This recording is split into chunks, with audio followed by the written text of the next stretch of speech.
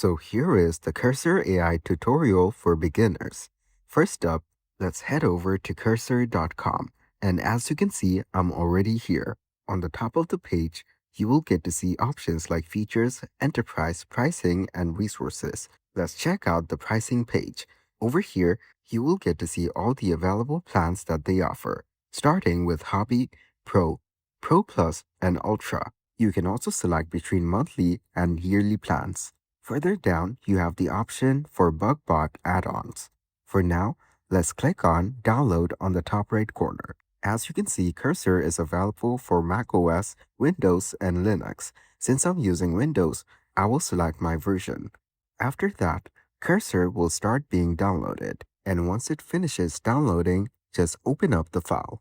After that, just accept the agreement. Then click on Next.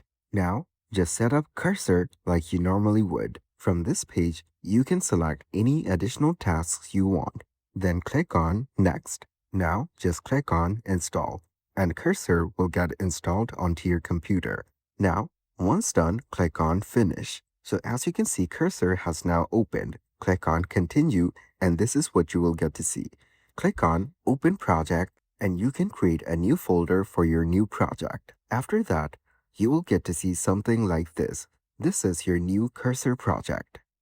On the left side, you will get to see all the folders and files available on your computer, but we won't be needing that for now. On the right side, you will get to see this chat box where you can put in your command for Cursor to follow. You can choose Agent, Ask, and more depending on your purpose, and also select Auto for which model you want to use. You can keep it on Auto or choose from any of these models available, depending on your needs.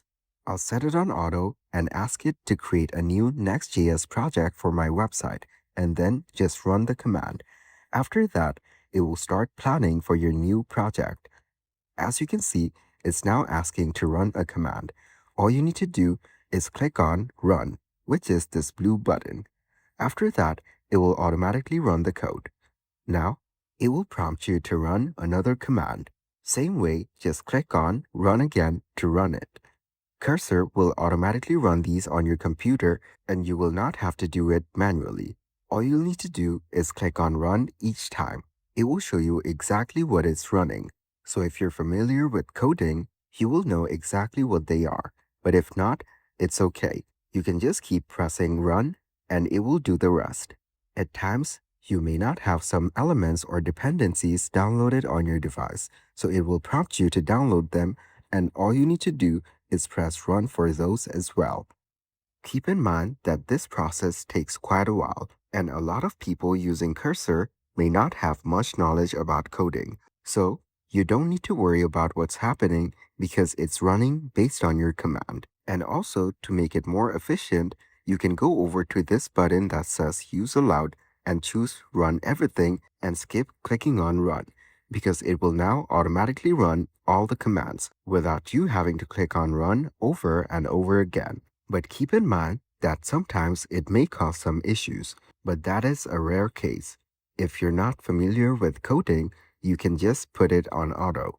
That way, the whole process will be more efficient and easier for you to get through. But if you are a dev or know exactly what's happening, you can check through each one manually. So as you can see, my files are now ready. I can go through each of these files and click on the Accept button to accept the codes it has prepared.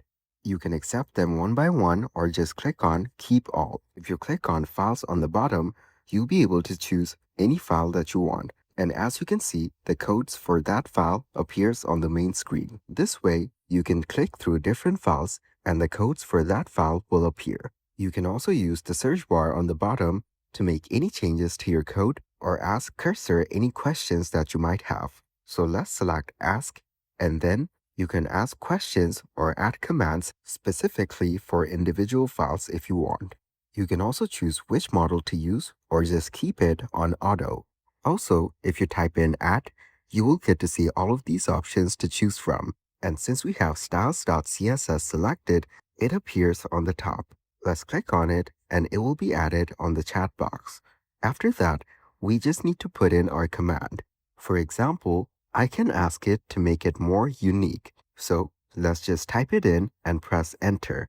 After that, Cursor will analyze the file and start reviewing, planning, and structuring your design.